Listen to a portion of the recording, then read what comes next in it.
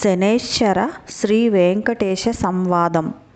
ఒకసారి శనైశ్వరునికి మానవులెవ్వరూ తనని భక్తితో సేవించడం లేదని, భయంతో మాత్రమే పూజిస్తున్నారని విచారం కలిగింది.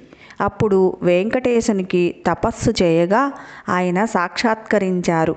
స్వామి, నా పేరు వింటే ప్రజలు భయపడుతున్నారు. ఆ భయం పోవడానికి ఇంక నుంచి నాకు ప్రీతి అయిన శనివారం నాడు నన్ను ధ్యానించి ఆరాధించి ఆ పైన నిన్ను పూజించిన వారికి సర్వదేవతలను పూజించిన ఫలం ఆ ఒక్కరోజులోనే రావాలి అని కోరినాడు. అందుకు స్వామి చిరునవ్వు నవ్వి, నీ కోరిక సమంజసంగానే ఉంది. అసలు నీకు నాకు భేదం ఏముంది?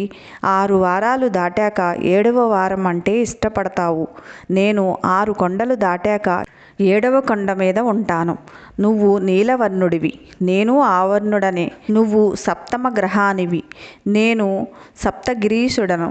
సామాన్య మానవులకు ఈ విశేష విషయాలు తెలియక నువ్వంటే భయపడుతున్నారు. నిన్ను నన్ను వేరుగా చూస్తున్నారు. నువ్వు కోరిన వరాన్ని అనుగ్రహిస్తున్నాను. ఏ భక్తులు 7 శనివారాల పాటు నిన్ను ముందు పూజించి ఆ తరువాత నన్ను పూజిస్తూ సప్త శనివార మహావ్రతంగా ఆచరిస్తారో వారు సమస్త శనిదోషాల నుంచి వారు విముక్తులై సౌఖ్యాన్ని పొందుతారు. ఆయురారోగ్య ఐశ్వర్యాది సకల శ్రేయస్సులను పొందుతారు. ఇందులో సంశయమేమీ లేదు అని వరమిచ్చాడు. సౌనకాది మహామునులంతా సూతుడు చెప్పింది విని చాలా ఆనందించి ఈ సప్త శనివార వ్రతం ఆచరించి శ్రీనివాసుని అనుగ్రహం పొందిన వారెవ్వరైనా ఉంటే వారి కథను వినిపించు అని అతనిని అడిగారు. సూతుడు చెప్పడం ఆరంభించాడు. దేవదత్త దంపతుల శనివార వ్రత కథ. పూర్వకాలం కాంచీపురంలో దేవదత్తుడనే ఒక బ్రాహ్మణుడు ఉండేవాడు.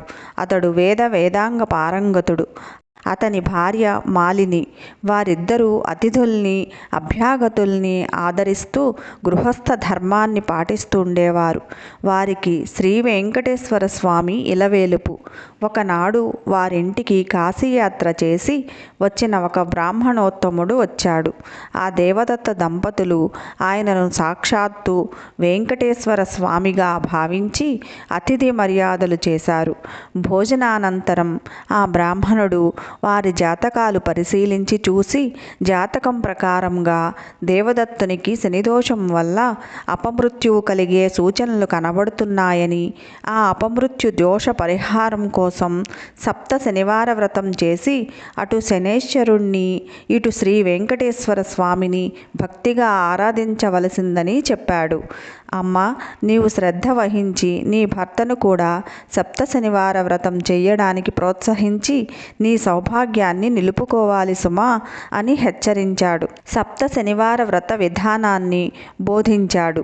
దేవదత్తుడు ఆ శనివారం బ్రహ్మముహూర్తాన లేచి స్నాన ధ్యానాదులను నిర్వర్తించి ఇంటిలో ఈశాన్య భాగాన పూజాపీఠం పెట్టి మండపం వేసి వెంకటేశ్వర స్వామి చిత్రపటం పెట్టి నైవేద్యానికి కొబ్బరికాయలు, అరటిపళ్ళు, నల్ల ద్రాక్ష పళ్ళు, 7 చిమ్మిలి ఉండలు సిద్ధం చేసుకుని ఉదయం పూజ చేసి ఒక బ్రాహ్మణుని పిలిచి ఆయనకు భోజనము పెట్టి ఆ పైన వారు భుజించి మొదటి రోజు వ్రతం యథావిధిగా నిర్వర్తించారు. ఆ విధంగా వరుసగా వారు 7 శనివారాల పాటు వ్రతాన్ని భక్తి శ్రద్ధలతో కొనసాగించారు. 7వ శనివారం వ్రత పరిసమాప్తి చేసి భోజనం చేసి కొంతసేపు శ్రీ వెంకటేశ్వర స్వామి మహిమలు స్మరించుకుంటూ నిద్రించారు. ఆ దంపతుల భక్తి శ్రద్ధలకు పూజా విశేషాలకు ప్రసన్నుడై శ్రీ వెంకటేశ్వర స్వామి మాలినీదేవికి స్వప్నంలో సాక్షాత్కరించి, ఓ పరమసాధ్వి, మీ దంపతులిద్దరూ శ్రద్ధాభక్తులతో చేసిన సప్త శనివార వ్రతానికి నాకు కూడా చాలా సంతృష్టి కలిగింది. ఆ వ్రత ప్రభావం వల్ల నీ భర్తకు శనైశ్వర దోషం, అపమృత్యు భయం కూడా తొలగిపోయాయి. అతనికి రాబోయే జన్మలోని ఆయుర్జాయాన్ని ఈ జన్మలోనికి తీసుకువచ్చి ఇతన్ని పూర్ణాయుర్దాయం కలవాణ్ణి చేశాను. మీరిద్దరూ సుఖశాంతులతో ఆనందంగా 100 ఏళ్లు జీవించి ధర్మార్థ కామ మోక్షాలనే 4 పురుషార్థాలు సాధించుకుంటూ మీ మానవ జన్మను సార్థకం చేసుకోండి అని దీవించి అదృశ్యుడైనాడు. వెంటనే ఆమె లేచి భర్తను లేపి తన స్వప్న వృత్తాంతాన్ని వినిపించింది. ఆయన కూడా సంతోషించి భార్యను అభినందించాడు. ఒక శుభముహూర్తాన ఆ దంపతులిద్దరూ శ్రీ వెంకటేశ్వర స్వామి దర్శనార్థమై తిరుపతి కొండకు వెళ్ళి మొక్కులు తీర్చుకొని ఆ స్వామిని మనసారా స్తుతించి ప్రసాదం స్వీకరించి తిరిగి వచ్చారు. ఇంటికి వచ్చాక బ్రాహ్మణులను పిలిచి అన్న సంతర్పణ చేసి బ్రాహ్మణ ఆశీర్వాదాలు పొందారు. జీవితాంతం వరకు యథాశక్తిగా శ్రీ వెంకటేశ్వర స్వామి సేవ చేస్తూ చివరికి శ్రీ స్వామి సాన్నిధ్యాన్ని పొందారు.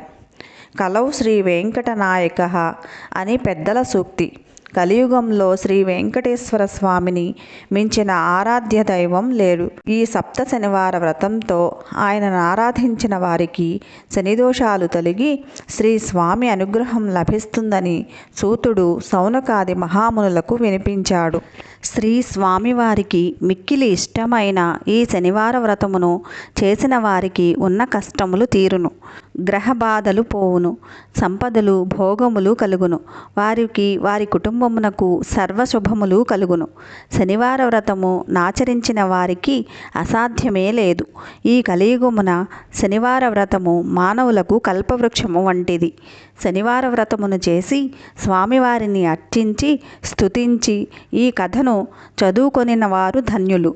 కావున మనమందరము యథాశక్తిగా శనివార వ్రతమును ఆచరించి శ్రీ వెంకటేశ్వర స్వామివారి అనుగ్రహమును పొందెదముగాక. లోకా సమస్తా సుఖినో భవంతు.